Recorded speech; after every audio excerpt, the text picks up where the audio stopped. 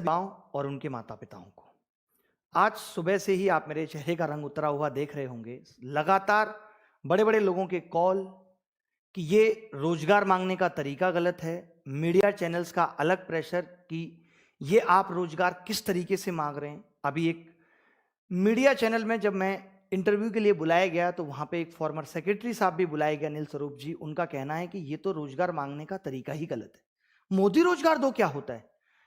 एक बात बताइए, अगर मैं आपसे पैसे उधार लेता हूं और 100 या 150 बार मांगने के बाद भी नहीं देता हूं, आप मेरे साथ कैसा व्यवहार करेंगे? जानते हो ना, दोस्तियां भी टूट जाती हैं और हाथापाई पे नौबत आ जाती है। और हमने मोदी रोजगार दो मांग लिया तो गुनाह कर दिया। और क्यों ना मांगे हम मोदी जैसे रोजगार?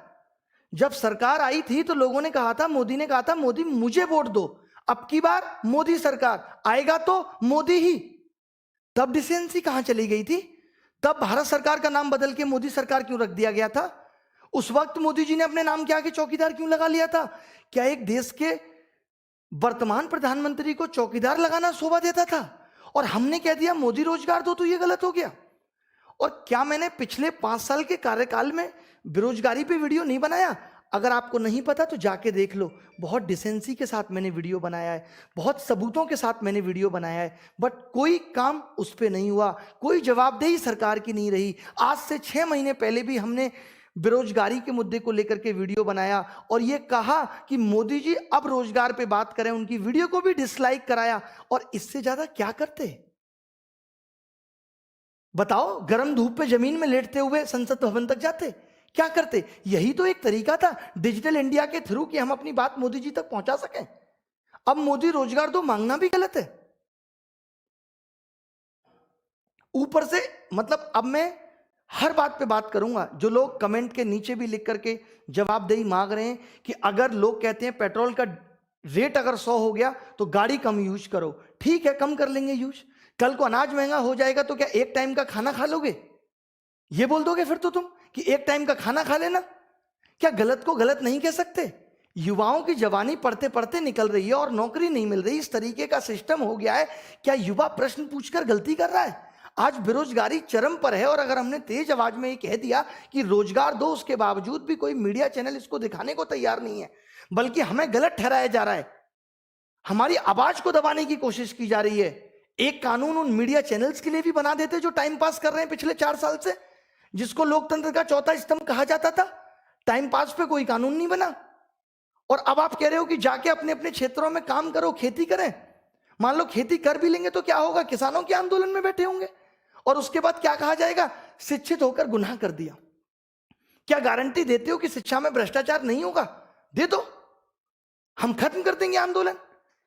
क्या सिस्टम बना दिया है? यहां नौकरियां बिक रही हैं, सब कुछ आपके पास तो डिजिटल है, डिजिटल इंडिया है, फिर भ्रष्टाचार क्यों बढ़ रहा है? फिर क्यों ट्रांसपेरेंसी सिस्टम में नहीं आ पा रही? जो पेपर लीक हो जा रहे हैं एग्जाम का, 3-3 साल तक पता नहीं चल रहा है। ये सिर्फ एक एग्जाम में नहीं है, ये हर एग्जाम का हाल है।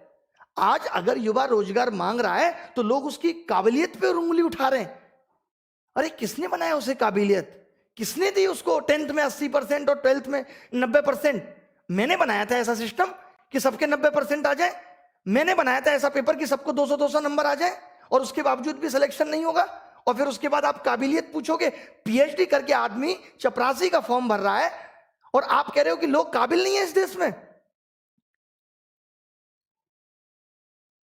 और आप कह रहे हैं कि काम से रोजगार मिलता है, मांगने से नहीं। तो आप भी वोट नहीं मांगते, आप भी ये नहीं कहते कि वोट दो मोदी सरकार ही आएगी, अब की बार मोदी सरकार।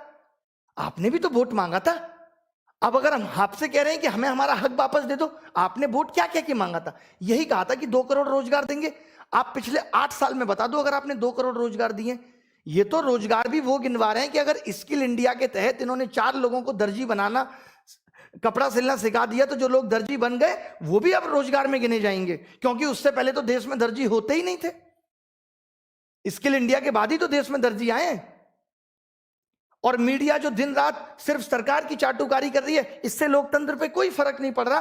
तब लोकतंत्र गड्ढे में नहीं जा रहा, तब लोकतंत्र को कोई खतरा नहीं है, तब मीडिया पे कोई कानून नहीं बन सकता। और बड़े पढ़े लिखे लोग कहते हैं पॉपुलेशन बढ़ रही है इसलिए रोजगार खत्म हो गया।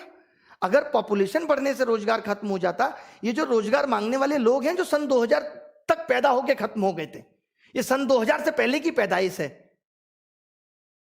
और आपके टाइम पे जब पॉपुलेशन बढ़ने की बात आई है तो पिछले 10 साल में जो पैदा हुआ है वो रोजगार नहीं मांग रहा है, ये पहले के लोग रोजगार मांग रहे हैं। और आपने जब 370 हटा दी तो एक कानून पॉपुलेशन पे भी बना देते, किसी ने मना किया था आपको? बट ये कौन सा लॉजिक हुआ कि पॉपुलेशन बढ़ रही है इसलिए रोजगार नहीं मिलेगा और आप भूखे मरोगे? बताओ इसके अलावा क्या बोले? इतना दिल दुखी है आज, ऊपर से लोग इतना ज्ञान दे रहे हैं कि ये रोजगार मांगने का सही तरीका नहीं है। अरे भैया फ्रस्ट्रेट हो गए आप, अपने चुनाव के रिजल्ट का 40 दिन इंतजार करो। पागल हो जाते हो न्यूज चैनल अगर दिखाएं तो, जब तक एग्जिट पोल पे ही आपकी निगाह रहती है कौन जीत रहा है। अगर आपका रिजल्ट 4 महीने भी पोस्टपोन कर दिया जाए ना तो दिमाग की दही हो जाएगी आपकी। हम 4-4 साल से रिजल्ट का इंतजार कर रहे हैं। 2015 में नहीं हुआ घोटाला, 2016 में नहीं हुआ, 17 का पेपर लीक हुआ, 1.5 साल तक मुद्दा चलता रहा, जमीन पे प्रोटेस्ट हुआ, तब जाके ये गुस्सा भटका है। अब बात रुकेगी नहीं, अब बात थमेगी नहीं। चाहे रेलवे हो, चाहे एसएससी हो, चाहे बैंक हो, चाहे शिक्षकों की भर्ती हो, आपको भी पता होगा जब कोई भर्ती निकलती है तो उसके लिए बजट पहले आवंटित हो जाता है और ये भर्ती निकलने के बाद उन भर्तियों को 4-4 साल तक टाल देते हैं। आपको पता है कि वो बजट कहां इस्तेमाल होता है? कभी सोचा आपने? भर्ती निकलने से पहले बजट आवंटित हो जाता है, उसके बाद जो उतने लोगों की 4 साल में शिक्षक भर्ती मुश्किल से हुई यूपी में, और उसके बाद 28,000 पद आज भी रिक्त हो गए, वहां कट ऑफ पहले जारी हो जाती है। वहां अलग सिस्टम है, वहां युगांडा के रूल चल रहे हैं कि कट ऑफ पहले ही बता देंगे। यहां कट ऑफ 80% से ऊपर जा रही है एसएससी में। देश का बेड़ा गर्क हो गया है सिस्टम में, यह सच बात है। अगर आप गहराई में सोचोगे, आज अगर सभी विद्यार्थी अपने माँ बाप को ये बातें बताएं, ये वीडियो सुनाएं, तो उनको भी समझ में आ जाए कि कितना बड़ा गड्ढा हो गया इस एजुकेशन सिस्टम में, जिसको भर पाना मुश्किल है। सरकार जब तक ये सारे बैकलॉग क्लियर नहीं करेगी, जब तक सरकार अपनी पॉलिसी के बारे में नहीं बताएगी कि एजुकेशन सिस्टम पे वो क्या पॉलिसी बना रही है, तब तक ये थमने वाला नहीं है। मोदी रोजगार दो का ट्रेंड का सिर्फ इतना मतलब है कि सरकार को ये चेतावनी दी जा रही है कि हमारे बारे में सोच लो, हमारे बारे में बात करो, हमें बताओ कि आप हमारे बारे में क्या सोच रहे हो। अभी 4-5 महीने पहले आपने सीईटी की लॉलीपॉप देके हमें थमा दी, आपने बताया सीईटी में क्या करोगे, उसके बाद आपका कोई नोटिफिकेशन आया कि आप सीईटी में क्या करोगे? जब आपको नोटिफिकेशन निकालना होता है अरीना की बात पे, आप 2 मिनट में ministry of home affairs India against propaganda जारी कर देती है। आज आपने बताया सीईटी का प्रोसेस क्या होगा।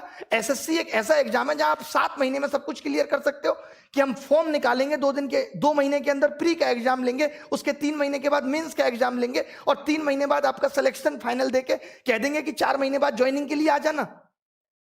क्या ये सिस्टम नहीं हो सकता?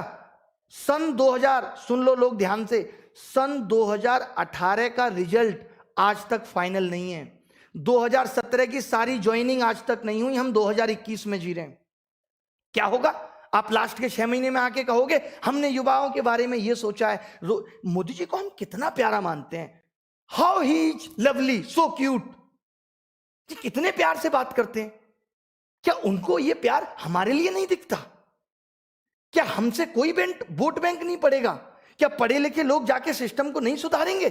क्या आप हमारा भला करेंगे तो हम जाके उन अशिक्षित लोगों को नहीं बताएंगे कि मोदी जी बहुत अच्छा कर रहे हैं?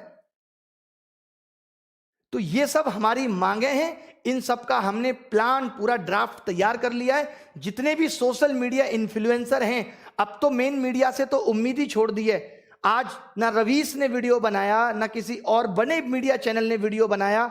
खैर आज तक, और इन सबको तो खैर फुर्सत ही नहीं है। इन सबको फुर्सत है अमित शाह जी का इंटरव्यू लेने के लिए। अमित शाह जी दिल्ली में बैठे बैठे बंगाल की प्रॉब्लम देख ले रहे हैं आजकल। कमाल का उनका विजन है, बंगाल की प्रॉब्लम देख ले रहे हैं। बंगाल में इतना गलत हो रहा है, दीदी इतना गलत कर रही है, उनको बंगाल की प्रॉब्लम दिख रही है। दिल्ली में बैठा हुआ किसान या दिल्ली में बैठे हुए युवा बेरोजगार लोग, वो उनको नहीं दिख रहे। उस पर वो चर्चा का विषय नहीं है, वो चर्चा का विषय नहीं है। आज इस बात को कह दिया जाएगा, अभी प्रोटेस्ट भी होगा। अगर किसी अपोजिशन पार्टी के नेता ने कमेंट कर दिया तो ये कहा जा रहा है ये पॉलिटिकल आंदोलन है, ये पॉलिटिकल प्रोटेस्ट है। हम यहां गधे बैठे कि कोई भी आके हमें बोलेगा कि हमारा प्रोटेस्ट चलाओ और हम गवर्नमेंट के अगेंस्ट चला देंगे। अब अगर राहुल गांधी इस प्रोटेस्ट में आके ट्वीट करते हैं तो हमारी गलती है। मैं कल को उनको पूछूंगा भी कि आपने ट्वीट क्यों किया, वो कह देंगे मैं युवा हूं और बेरोजगार हूं, क्यों नहीं कर सकता, मैं भी आपके साथ हूं। वो भी तो ये कह देंगे, क्या कह सकते हैं। अखिलेश को कल को मैं बोलूंगा, वो कह देगा मैं भी युवा हूं, बेरोजगार हूं, और सही बात भी है, बात फिट भी बैठ रही है। मैं कैसे रोक सकता हूं किसी को? मैं कोई मोदी सरकार थोड़ी हूं कि मैं उसका ट्विटर अकाउंट जो है हैक करा दूं। बताइए आप, मेरे हाथ में नहीं है ये सब। मैं इतना कह सकता हूं कि ये जो आग मेरे दिल में है, मैं भी बहुत प्यार से पढ़ाता हूं। आनंद स्वरूप जी, आपको कह रहा हूं, कभी मेरे पढ़ाई की वीडियो उठा के देख लेना। मोहब्बत का दूसरा नाम हूं। शेरो शायरी के अंदाज से लेकर के, हंसाने से लेकर के, बच्चों को सब कुछ दिया है मैंने। उनके मोटिवेशन को, उनकी हर चीज को मैंने किस तरीके से बना के रखा है ये मैं जानता हूं। आप देख लीजिएगा मेरे पढ़ाई के वीडियो। आज अगर ये इतनी गुस्सा निकली है, आज अगर ये चेहरे पे इतनी सिकन दिख रही है, तो उसकी वजह सिर्फ आज नहीं है, उसकी वजह पिछले 4 साल 5 साल में इकट्ठा हुआ गुस्सा है। क्यों ना निकाले, बताइए।